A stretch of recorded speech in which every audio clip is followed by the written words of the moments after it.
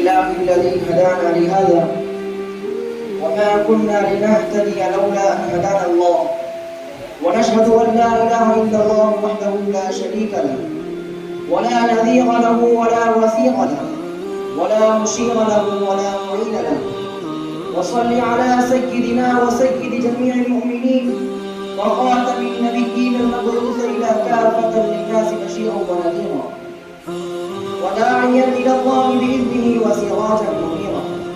أما بعد، سلام اس پر کہ اسرار محبت جس نے سمجھائے، سلام اس پر کہ جس نے زخم کھا کر پھول برسائے، سلام اس پر کہ جس نے بے کسوں کی دستگیری کی، سلام اس پر کہ جس نے بادشاہی میں فقیری کی، سلام اس پر کہ جس کے گھر میں نہ چاندی تھی نہ سونا تھا، سلام اس پر کہ ٹوٹا بوریا جس کا بچھونا تھا. ایمانی حمیت کے ساتھ نبی کی محبت میں سننے والے نبی کے شہدائی، السلام علیکم ورحمۃ اللہ وبرکاتہ. ابتداء آفرین نشی سے یہ بات روز روشن کی طرح آیا اور گیا ہے کہ کوئی شخص دنیا میں ایسا پیدا نہیں ہوا اور نہ ہوگا جس نے سیرت کا ذرہ برابر حق ادا کیا. میں جتنا آپ کے سامنے سیرت بیان کروں، ختم الرسول صلی اللہ علیہ وسلم کے معجزات ذکر کروں، رحمت للعالمین صلی اللہ علیہ وسلم کے کمالات کا احاطہ کروں، تاجدار مدحہ صلی اللہ علیہ وسلم کے اوصاف پر روشنی ڈالوں، محمد مصطفیٰ صلی اللہ علیہ وسلم کے احوال کا تذکرہ کروں، آپ کے اخلاق حمیدہ بتلاؤں، نبی کریم صلی اللہ علیہ وسلم کے محاسن پر نظر ڈالوں، آپ کی رفعت و عظمتوں کے بارے میں گفتگو کروں، آپ کی پیدائش سے لے کر وفات تک کی داستان سنا دوں، تب بھی آپ کی سیرت کے ایک جز کا حق بھی ادا نہ ہو سکے. میں اور آگے بڑھ کر کہہ سکتا ہوں کہ دنیا کی کسی ماں نے آج تک نہ کوئی ایسا لڑکا جنم دیا ہے اور نہ دے سکے گی جو یہ دعویٰ کرنے کی جسارت کر سکے کہ اس نے سیرت کا کچھ حق ادا کیا ہے.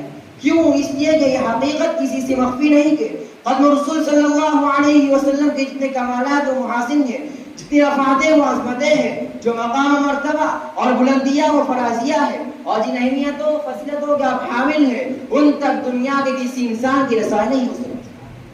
دنیا کا کوئی سائنسدان اگر مرنے تک ان کی تلاش و جستجو جاری رکھے تب بھی ناکامی اس میں مقدر ہوگی. دنیا کے کسی کتاب اور کسی ڈکشنری میں ایسا لفظ موجود نہیں جس سے ختم الرسول کے کمالات کا احاطہ کیا جا سکے، جس سے ختم الرسول صلی اللہ علیہ وسلم کے کمالات کا احاطہ کیا جا سکے. بلکہ ہمارا یہ پختہ عقیدہ ہے کہ تمام دنیا کے درختوں کو قلم بنا دیا جائے اور یہ جھاگ مارنے والے سمندروں کے پانی کو سیاہی میں تبدیل کر دیا جائے اور میرے آقا کی سیرت کو لکھنا شروع کیا جائے. رب کعبہ کی قسم، سمندر کی سیاہی ختم ہو جائے گی، درخت ختم ہو جائیں گے، لیکن ہمارے نبی کالی کملی والے صلی اللہ علیہ وسلم کی سیرت کا ایک جز بھی ادا نہ ہو سکے گا. میں اس موضوع کو چھیڑنا ہی نہیں چاہتا. کیونکہ ہر آدمی نے اپنے اپنے انداز اور اپنے علم کے وسعت کے مطابق نبی کریم صلی اللہ علیہ وسلم کی سیرت کو بیان کرنے کی کوشش کی، لیکن 1444 سال گزر گئے. تاریخ شاہد ہے. آج میں اکیلا نہیں کہہ رہا ہوں، آپ تاریخ اٹھائیے، وہ بھی آپ کو یہی کہیں گے کہ ہاں اتنے برس گزر گئے، لیکن میرے نبی کے بحر سیرت کی گہرائی تک کسی کی پہنچ نہ ہو سکی، میرے نبی کے احوال و اعمال کا کوئی احاطہ نہ کر سکا، میرے نبی کے اقوال و افعال کی حکمت تک کسی کی رسائی نہ ہو سکی. لیکن ہر ایک سیرت نگار اور سیرت پر روشنی ڈالنے والے نے ایسا مقام و مرتبہ پایا جس کی نظیر عالم میں چراغ لے کر ڈھونڈنے پر بھی نہیں مل سکتی. دیکھیے، حضرت ابو بکر نے میرے پیغمبر کی سیرت کے سمندر میں غوطہ لگایا تو صدیق اکبر بن گئے.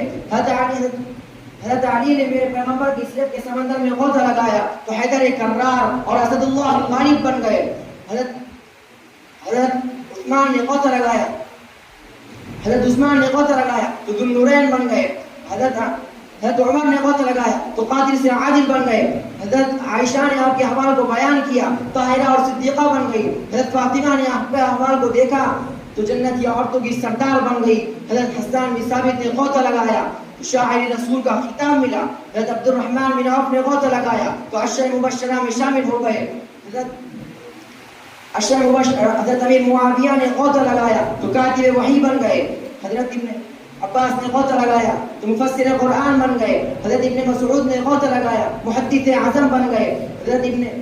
حضرت ابو ہریرہ نے غوطہ لگایا. حضرت ابو ہریرہ نے غوطہ لگایا حافظ الحدیث بن گئے. حضرت حنظلہ نے غوطہ لگایا غسیل الملائکہ بن گئے. حضرت بلال حبشی نے غوطہ لگایا جنت کے وارث بن گئے. نبی کے خلق عظیم تر نے سبھی کو اپنا بنا کے چھوڑا. نبی کے خلق عظیم تر نے سبھی کو اپنا بنا کے چھوڑا. دلوں سے نقشے بتا مٹا کر بشر کو حق سے ملا کے چھوڑا. جو بھولے بھٹکے ہوئے مسافر تھے تھے ان کو راستہ دکھا کے چھوڑا. وہ لوگ جن میں درندہ پن تھا انہیں کو رہبر بنا کے چھوڑا. سامعین باوقار، آپ کے دل و دماغ میں یوں تو بہت سے سوال اٹھ رہے ہوں گے، جن میں سے ایک سوال یہ بھی ہوگا، یہ مقام و مرتبہ میں ان لوگوں کا بتا رہا ہوں جن کی صبح و شام نبی کے آغوش میں بسر ہوئی. آپ کا دل یہ کہہ رہا ہوگا کہ یہ تو دور نبوت کی بات ہے، یہ تو آفتاب محمدی کا کرشمہ ہے جس پر اس کی کرن پڑی، وہ تاریخ قلب اس سورج سے زیادہ روشنی بکھیرنے لگے اور درہ درہ خورشید بن گئے. لیکن میرے بھائی میں آپ کو بتلاتا ہوں یہ مقام صرف وہیں تک محدود نہیں بلکہ ہر زمانے میں عشاق رسول کا مرتبہ سپا رہا ہے. تو میں آپ کو اس سے آگے لے چلتا ہوں تو سنیے. امام ابو حنیفہ نے میرے پیغمبر کی سیرت کے سمندر میں غوطہ لگایا تو فقہ کے امام الائمہ بن گئے. امام شافعی نے لگایا تو فقاہت کے امام بن گئے. امام مالک نے لگایا تو حق اور صادق بن گئے. امام احمد ابن حنبل نے لگایا تو استقامت کا کوہ طلا بن گئے. امام ابن تیمیہ نے لگایا تو جرأت کے بادشاہ بن گئے. امام ابن مجدد الفسانی نے لگایا جہد مسلسل کے نام لیوا بن گئے. امام جہد مسلسل کے نام لیوا بن گئے. امام بانی دارالعلوم دیوبند قاسم نانوتوی نے لگایا حجت الاسلام بن گئے. محمود حسن دیوبندی نے لگایا شیخ الہند بن گئے. عبید اللہ سنگھی نے لگایا مجاہد اعظم بن گئے. علامہ شبلی نے لگایا محدث کبیر. علامہ شبلی نے لگایا سیرت نگار بن گئے. حضرت مولانا علی میاں نے لگایا مفکر اسلام بن گئے. اسی سیرت کے بدولت جو گردن اکڑی ہوئی تھی وہ جھک گئی، جو زبان انکار پر اڑی ہوئی تھی وہ اقرار کا کلمہ پڑھنے لگی. جو قلوب اپنی سختی و شقاوت میں پتھر کو شرما رہے تھے وہ پانی پانی ہو کر رہ گئے. اور جو جہنم کے شعلوں کے لیے تیار ہو رہے تھے وہ جنت کے ٹکٹ کی خریدی کے لیے لپک لپک کر بڑھنے لگے. خود نہ تھے جو راہ پر اوروں کے ہادی بن گئے. کیا نظر تھی جس نے مردوں کو مسیحا کر دیا. اب تعالی امت مسلمہ کو سیرت پاک سے آشنا ہونے اور اس پر عمل پیرا ہونے کی توفیق عطا فرمائے. وآخر دعوانا الحمد للہ رب العالمین.